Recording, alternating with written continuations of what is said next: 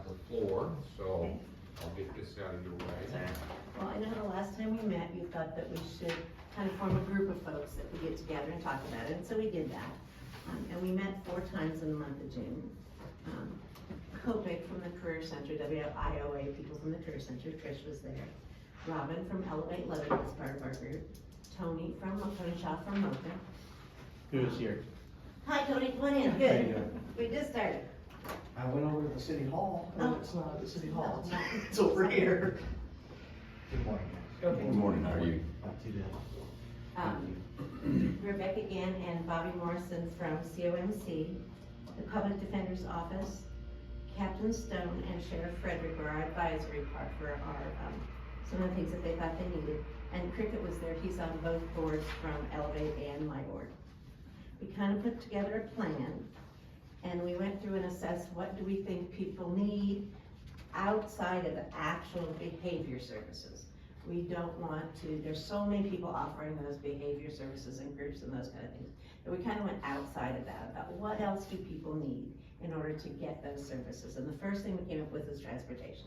A lot of problems with transportation in this area, and we all know that. Housing is sometimes a problem when they're first released from county, or just housing in general.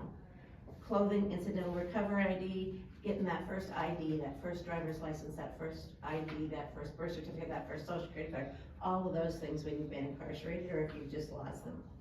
Education, MAP-assisted treatment, job skills prep and job placement were the things that we identified as a problem that we needed to work on. We took referrals from Sheriff Frederick, Public Defender's Office, Probation Parole Offices, and Captain Stone joined us from the jail this last time. Those were kind of the things we needed. All referrals to the actual behavior services, the actual counselors and the actual medical assisted treatment will go by referral. There are so many of them and they're listed there at the bottom, that we did not include any of those folks in our proposal because they have proposals of their own and we will just give a referral list and say, here are the 9 or 10 places in the county that do that, choose one that fits you. We want to be able to provide all those other kinds of services that are so hard to get hold of. So what did you think you were doing, Tony? So for Missouri Ozarks Community Action, right now we currently have a pilot program that's going to be operational here really soon in Pulaski County. Working in conjunction with their jail navigator that COMC is going to have in there full time. Those individuals are going to be helping individuals who are still incarcerated while they're waiting to be released to kind of navigate the criminal justice system, but then also help prepare them with the tools that they need once they get out so that they don't recidivate.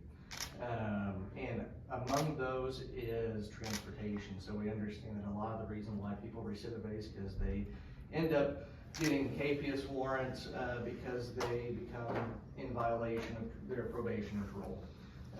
Whenever they don't show up to UAs or they don't show up to a treatment court date or something like that. And so transportation is a really big issue for a lot of different reasons. If you can't work, then or if you can't get to work, then you can't have a job. And if you don't have a job, you don't have money to pay for housing. And so one of the ways that we are overcoming that barrier is through transportation.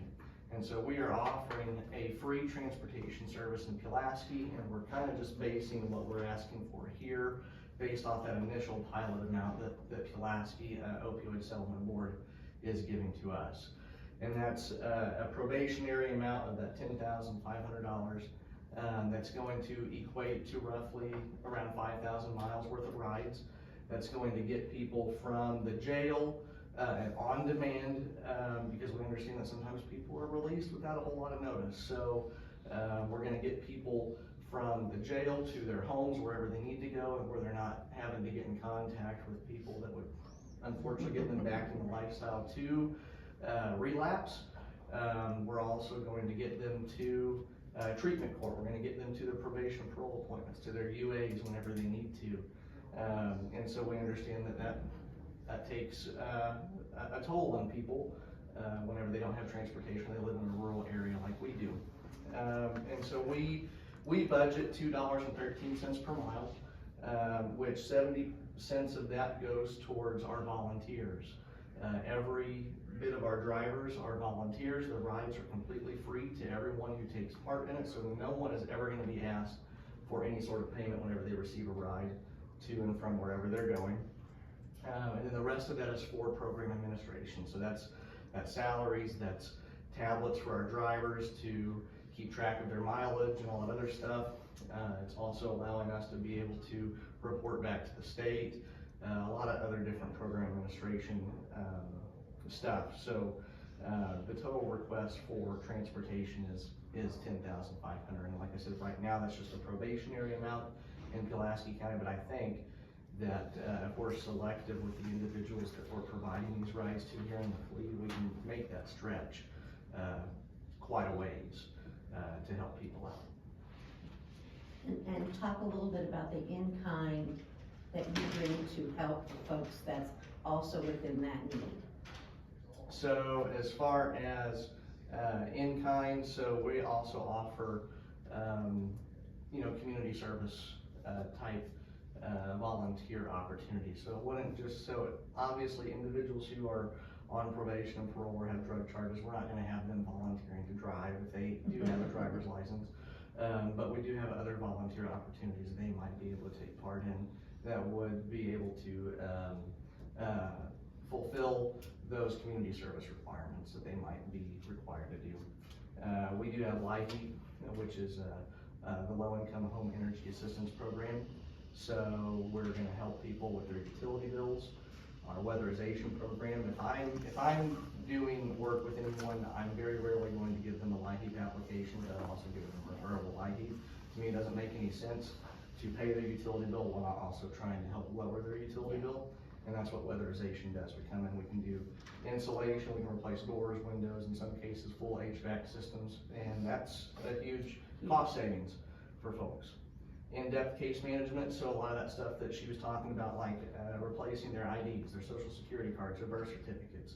They don't have the means to do that themselves, we can help them pay to get that stuff taken care of. Also, we can help them find employment and housing. We can send them to certificate supports programs that would help them go back to school to get a certification like HVAC, welding, CDL, CMT, EMT, so that they're becoming productive members of society. Work opportunities as well. Of course, we're always hiring, and then we also know places here that are willing to accept hiring people with a record, and so we'll try and get people hired and in gainful employment. We'll take care of people high set testing fees if they need it. We'll pay for clothes for a new job, and we can also have, or we have an automotive maintenance program that can put up to $500 into someone's vehicle to make sure that it stays road ready. And so those are just a few of the things that MOCA does besides just the transportation program. And that close for a new job has been really beneficial to a lot of our folks, because they get that high set degree and they're ready to go to a job and they have one pair of decent jeans and no plain t-shirts. Yeah. So that week's worth of clothes for a new job is a big deal for a lot of folks. Robin couldn't be with us today. They're moving into their new offices, but Robin Durbin is with Elevate Lebanon. And what they'd like to ask for is $5,000. They want to begin a recovery house here in Lebanon, a sober living house. That $5,000 would just pay the deposit for some last month's rent, get your utilities set up, get some furnishings in it, get some food in it. It would house up to 4 people in a sober living situation with specific rules and specific requirements. And after that initial setup, they will find them jobs, and then they will, out of their job, they'll pay X amount of rent and X amount to their utilities, but they're in this setting where they can be with other people that are sober, they have strict regulations, they can get a job, ride back and forth to work from the sober living house, all of those pieces of the puzzle. And I believe that the research tells us that is we need a good house for men in sobriety. And so that's what they would like to start, and as they get that started, then the next one might be another house for women, those type of things. That's what Elevate would like to do with some funds, and if we could get 4 of those people in a home where they meet people, like-minded people, because otherwise, as soon as they get out, they don't have anything to do but what they used to do in Lebanon. And so they go to the gas station where they always went to hang out, and that's where the drug dealer is, or they go here or there. So to get them some new friends and take them places is a big deal. Do they already have a house identified, or? I do not think they have a house identified yet, but they work with many landlords to find housing for folks now, so they would just work with one of those landlords. I don't know if they picked one out in general yet. The Career Center, the COPIC program, is the WIOA program, the Youth Services Program. Those pieces work together through COPIC. They did not want to make any request for money. Hi, Robert, we just talked about you, I'm so sorry. I'm so sorry, we just talked about you. It was all good, it was all good. I was a little embarrassed that I was late. That's okay, this is what I talked about. Would you see if you wanted to add anything besides what? Really, I didn't apologize, we're moving offices right now. So We're where's your new location? We're just like 3 suites to the left of Lane Change in that strip mall, right Okay. across from Boswell. Okay. So, yeah, it's very exciting, it's just a lot. It's So just a you'll lot. be vacating the one on Madison? No, that's our thrift store, That's so the that thrift stays, store, this is our okay. business office. I got you, Yeah, so okay. this is more like our social services admin Okay. office. So that's where we see clients, which is great, because we'll be right next to the free store, and Lane Change, and Okay. Missouri Empowerment, because we all work with a lot of the same people, so. We had one question from over here Yeah. about, did you already have a house picked out, or? Not yet, but we have a realtor in case we decide we wanna just buy a property, down the road or sooner than later, who knows, timing is always everything. But we also have a property manager that we have good relationship with. So let me ask you a question, this will tie back to your presentation. Sure. So it's my understanding, conversations I've had with Judge Winfrey, that currently there is a location, and I won't name any locations or any landlords or anything like that, where they have, housed some individuals, male. But one of the things that they run into was the cost of utilities there. So I wanna tie those two together for a minute. Yeah. So if it's, and I'm on the MOCA board. Yep. So I somewhat understand some of the programs, not to the depth that I should. Sometimes I just There's help. so many. Sometimes I help make a quorum, okay? But, so would your programs through MOCA, through LIHEAP, would they, are they able to pay a landlord in this situation because they've had to move some of these individuals, or find another location because it was prohibitive due to the utility costs? So if the utilities are in a landlord's name, then the only benefit that they can receive in a calendar year is that standard benefit, the $318. As far as the summer or the winter emergency assistance, those utilities would have to be in the tenant's name and not in the landlord's name. Okay. And I have considered that already, because we already provide utility assistance to Okay. our, what we call our neighbors in need, but people in the community. So the funding that we have for that is private. We would basically have that as our backup and part of our matching. So if the tenants that we have are not currently employed and able to start contributing to the household costs, because we wanna have it a tiered thing, where when they come in, it may initially be free because they've just got out of jail, right? They don't have any money or whatever the situation is. And then over a month, 2 months, 3 months, we have them on a tiered step program to where they gradually start to pay costs. You of garnish living. their wages. Sort of, sort of. And that way it teaches them how to budget and all of the other things, so that way we know that they're ready to literally transition from this house to their own permanent stable housing. That's the beauty of transitional. It's not just a one and done, it's a let's get through it, because it can take sometimes up to 2 years for somebody to get back on track. But back to the utilities, we already have a program in place that would help Okay. supplement those costs, because 5,000 isn't gonna get us No, very far. no. But we know there's not a lot to get right now with the first year. So if we could take just a little bit, get one house started that could house average of 3 men, depending on how it goes, maybe they can share rooms and we can get more in there. We'll just have to play it by ear and personalities and all that. But the 5,000 would get our foot in the door. We would obviously have to cover the remaining costs, but we're already used to doing that for families in this county. So if we can do it for these gentlemen to get them back on track and see long-term results, rather than, yeah, we'll help you once a year kind of thing, which is our current utility assistance program. This would show more effectiveness, I guess is what I'm trying to say. So- And am I correct in saying that a landlord can receive weatherization? Yes, so if, it doesn't matter whether the tenant owns or they're renting, all we have to have in a weatherization, situation is permission from the landlord to come in and do the work. And then does he have to promise to keep the rent stable for a certain amount of time or something like that? That I'm not I familiar with. think that's it, but I don't know that for sure. And tell them a little bit about the other stuff, the in-kind stuff that you bring to the table. Yeah, so as far as, case management is huge. That has a lot to do with, what drug court probably calls monitoring. So it's the life skills, it's okay, what are you doing to better your situation, not just, oh, we're gonna give you a place to live and you're on your own. No, we have to go through all the things of how did you get here? So our Elevate work program does that a lot, only we get to spend 9 weeks with them. Sometimes 9 weeks isn't long enough, a lot of times it's not long enough. But you have the ones that are more progressive and they graduate the program and you really see them, shoot for the stars and the moon and they make it. The others, we're still working with them even after they graduate the class.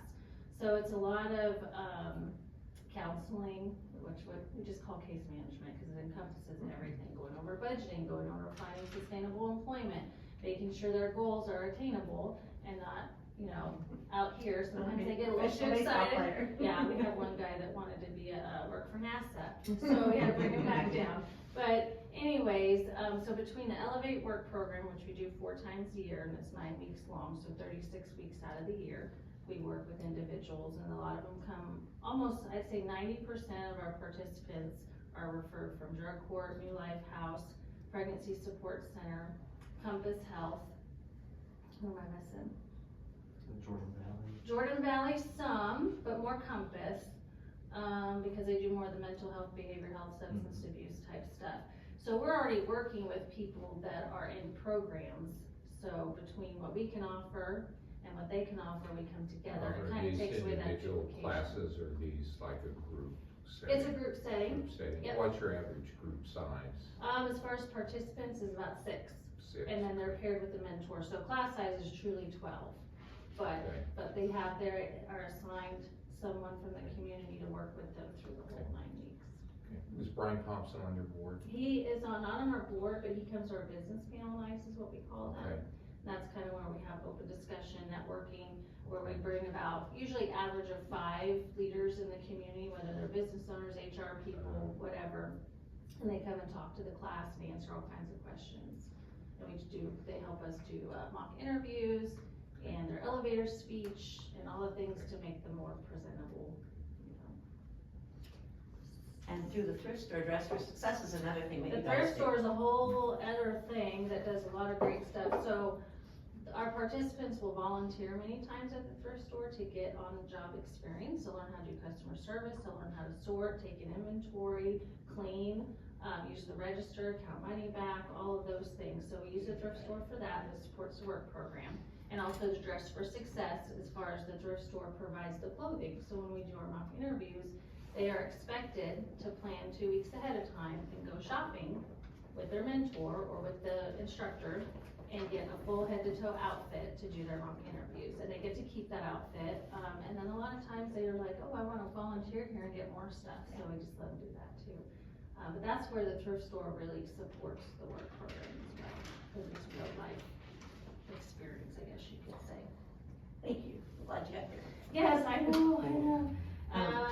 And then housing, this would be separate housing assistance from what we currently get throughout the years from HUD and different government funding. This, I am looking forward to opportunities more like this because they let us be strict. They let us hold them accountable, where HUD is all about housing first policy, which is great, but for sustainability, we're not allowed to make them go to classes. We're not allowed to make them go to counseling. If we make them, then we get in trouble and we lose our government funding. So we have to find creative ways to get these individuals to participate in all those case management things, so that way we know we're not just paying somebody's rent, see you later, bye. We know that they're gonna get set up to where they can now no longer depend on government funding or other funding for past, 3 to 6 months, so. Thank you. The Career Center probate we were talking about is the WIOA, and they use job placement programs. They're not asking for any funds, but their biggest request was in jail education. So Patricia was really concerned about so many programs start the day they walk out the door.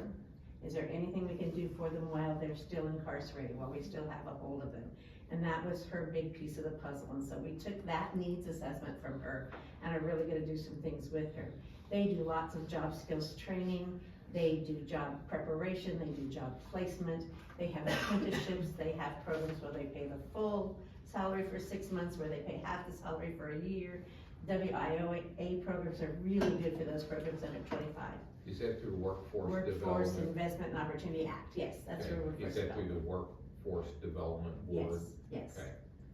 All right, so just a random thought here too, and maybe it's already being done, but so we have a vendor that affords our inmates the opportunity to use tablets. Mhm. Is there a program that ties into that? Yes, there is, we're gonna get there. Okay, Okay. sorry, I'm getting Oh, ahead. that's all right, but those are all the pieces that we're looking at to see how we can make all these pieces fit together to make a difference. But she wasn't asking for any funds, she just wanted to be part of the board, and they would do everything they could to help us with specific and special placement for the folks that we were monitoring and had our case management. And our Elevate Work program works with COPIC as well, we have a partnership with them, so it's a great program to have. You'd be surprised how enmeshed we are as nonprofits. To the outside world, it looks like we're very siloed, and we're not, are we? We've really come together a lot, and we all work together and spend things back and forth, and that makes a huge difference. The sheriff and Captain Stone, the jail administrator, came also. They will be making most of our referrals, either from treatment court, the sheriff, the jail administrator, this new district attorney's advocate. The two things they wanted more than anything was a jail navigator, and they wanted some in-house training and treatment.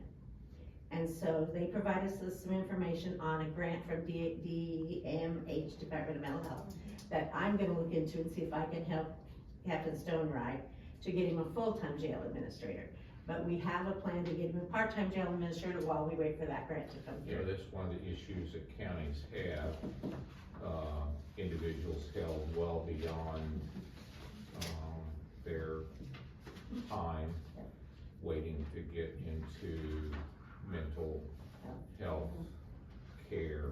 And it's costing them, Mhm. it's costing the counties as well, so good luck with that. Well, there were, I think we, just off the top of our head, we were able to brainstorm 9 different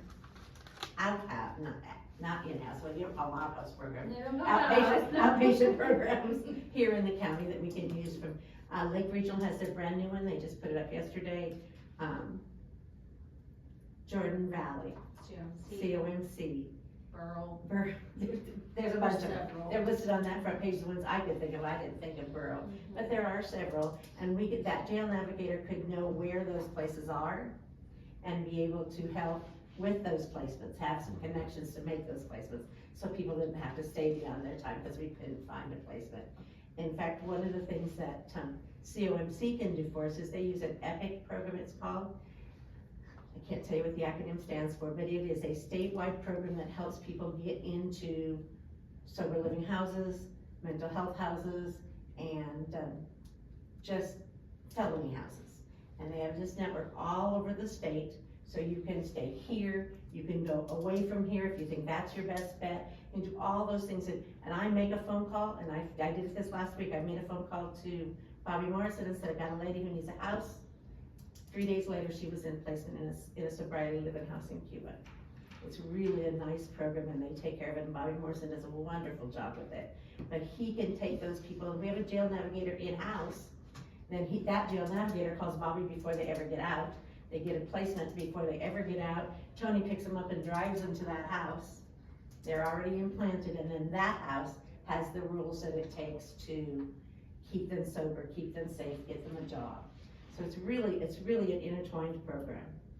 And MOCA could even provide that individual part-time once a week Okay, that could point people to Okay. resources in the community, get them set up with Sure. transportation. and that's really what a jail navigator Yeah, does. yeah. So if we did one day a week, and MOCA could do one day a week, that. And they're already on payroll, we don't need any Yeah, extra money for funding that. for that, I mean, so, Tell me how long have you been at MOCA? almost 11 years. Wow. He's done every job there, hasn't he, Tony? I pretty much throw my hands in everything, at least in CSBG up to this point, so. The request from the Literacy Council was for that one day a week navigator, $4,800, $400 a month. So for one day a week in-house, the rest of that Laclede Literacy Council will pay, that's what we would ask for. And the adult education and rehab classes during incarceration. And I went to Captain Stone and saw that program that was on their laptops, which is a good program for basic literacy, a good program for getting ready. We have a downloadable program that we can add to that if they need to get their high set degree. So it gets a little harder, it's a little stronger, but we can provide a once a week tutor, spend an hour one-on-one with an inmate, teach him what he needs to know. He can take that tablet back, he can use it all week long to do his homework, bring it back to that tutor, spend an hour a week with that tutor.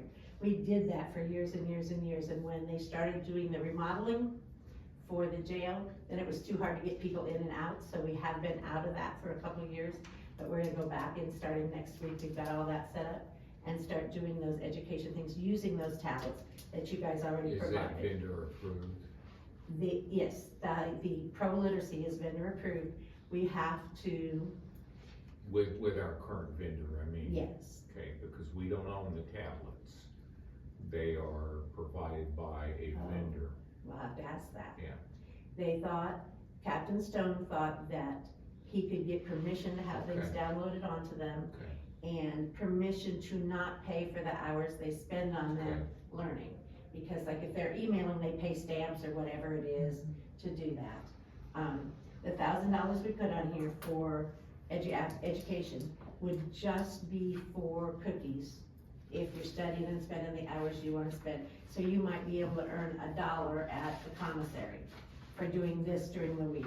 No, never more than $2 a week, but just some kind of cookie, some kind of reward for actually spending some time on that tablet, for doing your homework, for working through those things. And I think that we all get our cookies, we all get a paycheck at the end of the month. To understand that if I do something, there is a reward for it at the end.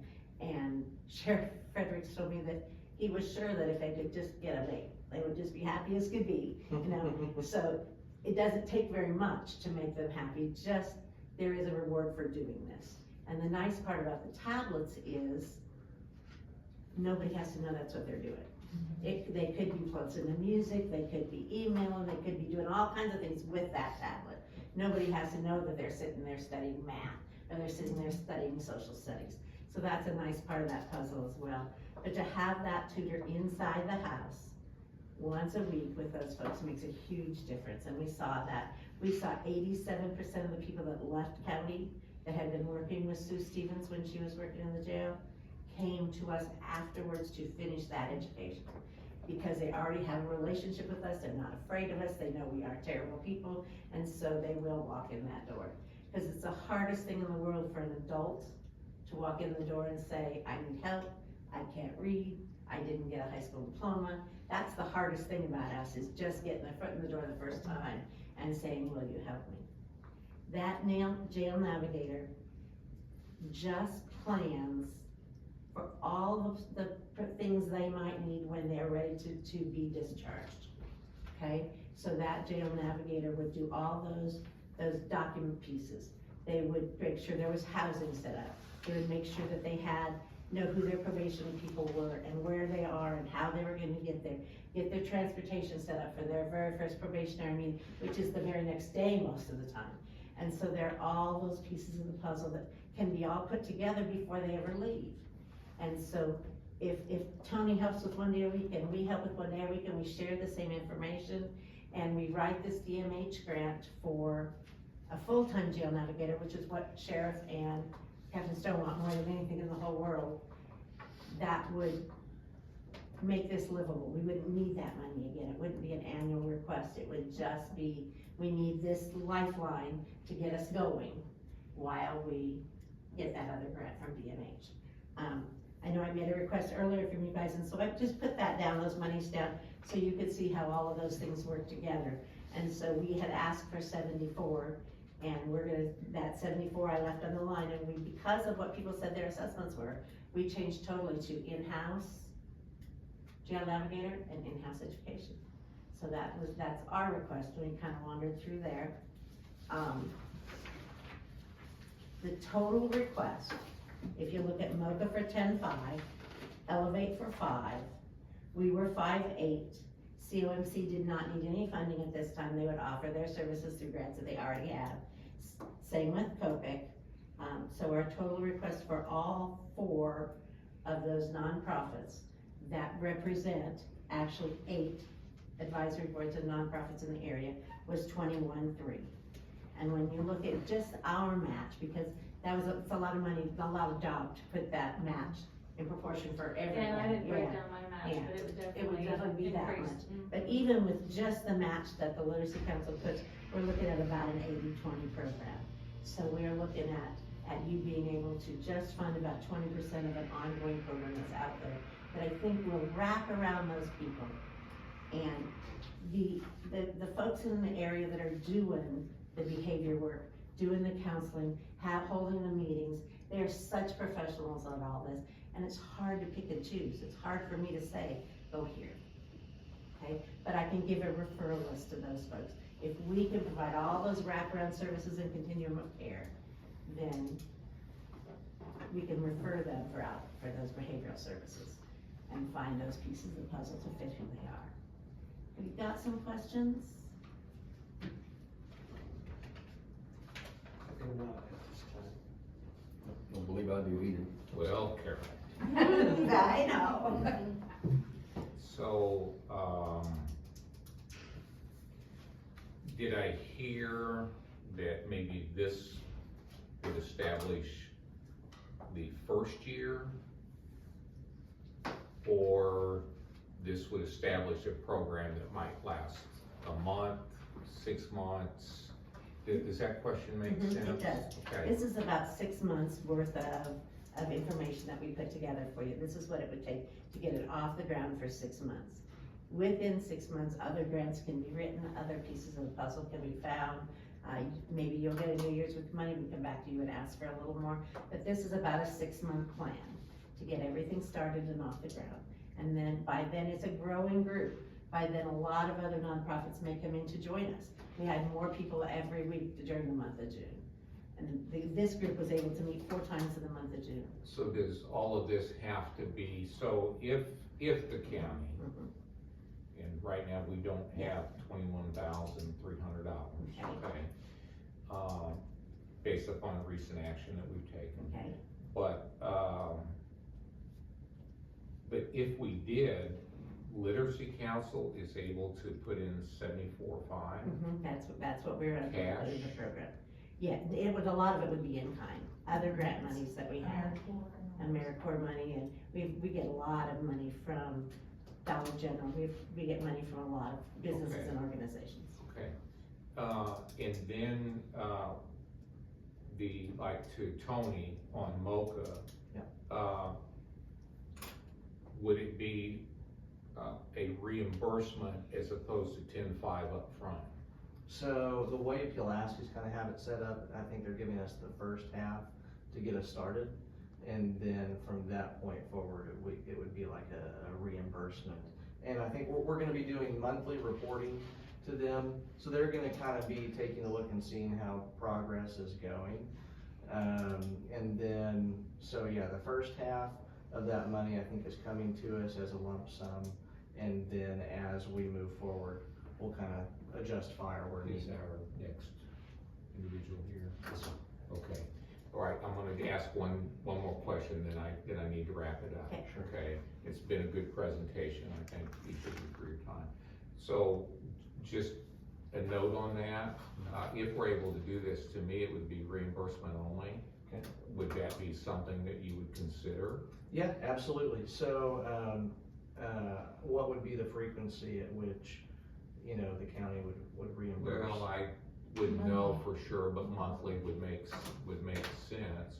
Okay. But for me, it would make sense just to, hey, Tony, you're a good guy, here's $5,000. Sure. And put it on our account. It would be, as needed, because we would know what that usage would look like, right? Sure. So, okay. And would you have, because MOCA has recently received a huge grant, I believe, for transportation, if I'm not mistaken. So we haven't received it yet. So as a matter of fact, we just had an email yesterday. The whole network, which is 4 different agencies providing transportation in the state, is receiving. We were expecting 3 million. After the Senate got through with it and the House got through with it again, it was cut down to like 1,750,000. Did you escape the governor's veto yesterday? I'm not sure. So, yeah, it was early in the morning, you know, whenever I, you know, left today, so, you know, I'm not sure what all has been since Yeah, last that night. was really my question on that. So And- we are expecting funding, Okay. and we have been, but as far as, the actual amount that we've received. Well, I'm and sure really the about that. second part of that was gonna be, then if you're using tablets for your drivers, Yes. it wouldn't be any upfront cost in that, it would just simply be, again, back to reimbursement. Yeah. That was the reason why I asked Yeah. the question, yeah. Okay. So it wouldn't be like 5,000 to buy tablets to No. get started. No. You already have those, so it would be practical for us just to reimburse. Sure. Okay. Now we do only purchase, and we do have a deal with Verizon, that we only get a certain amount of tablets every once in a while, that sort of thing, so. Okay, yeah. Thank you very Carol, much, thank sir. you very You're much. welcome. Good presentation. 573. Hope that answers some of the questions from last time. 765 I think your name's in there. 3183. Oh, yes. it was- Okay, all right. Yes, I know what you're talking about. Thank you very much. Money, so I went over there, it was like $80-some. 528. Oh, okay, good. So I I'm was sure trying you to check any day. on my lunch hour the other day, just go down there and I'm like, oh, those are Tony? election judges. I need to call Thank you. them. Thank you, Randy. So in 11 years, I've never met you. Yes. So where do they hide you out at? Well, you know, I don't know, I've been in CSBG the entire time, whenever I first got to She MOCA. does. I was the So, yeah. evening manager of the Health and Wellness Center, and then I moved to doing life skills, and then I moved to doing, well, I didn't move, I just accumulated more hats. I started doing automotive repair and case management, and so pretty much everything with And HISA. CSBG and HISA. Yeah, I've done pretty much all of it. And so now they have tasked me with running the new transportation program. Okay. Tony, you spell your last name for me? Shaw, S-H-A-W. Robin, good to see you. You too, thank you. Thank you for being So here. sorry. Oh, you're Yes, good. nice to meet you Good. too. Thank you, Robin. Thank you. It's It's good to see you, thank you. Thank you for Tony, meeting with see us you today. later. Yeah, we'll see you. Hi, Jack. Hey. How are ya? Good. Good. Break, I'll be right back in. then I'll Better say take nice a things motion. about us in the paper. Uh-huh.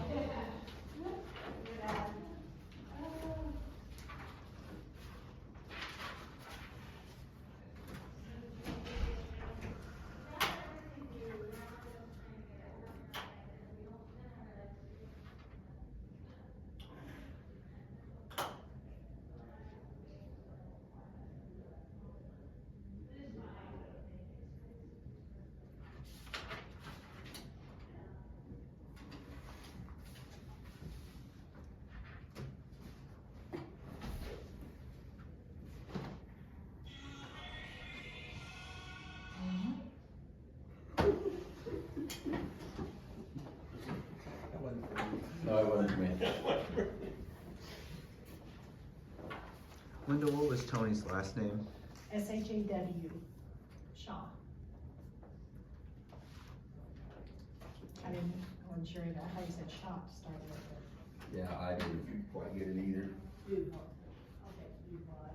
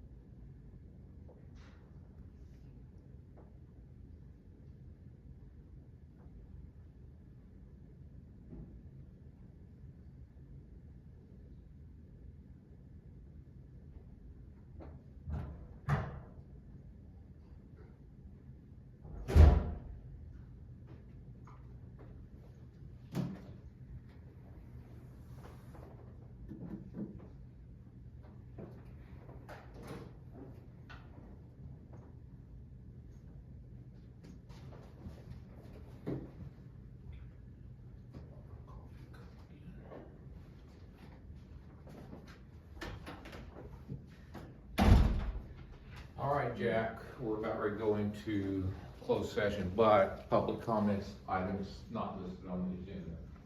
I don't have any. That being said, I'd make a motion to go into closed session for personnel reasons. I'll second it. We have a motion and a second to enter closed session for personnel. Any further discussion? Seeing none, I ask for a roll call vote. Joe, Yes. Erik, Yeah. Randy. Yes.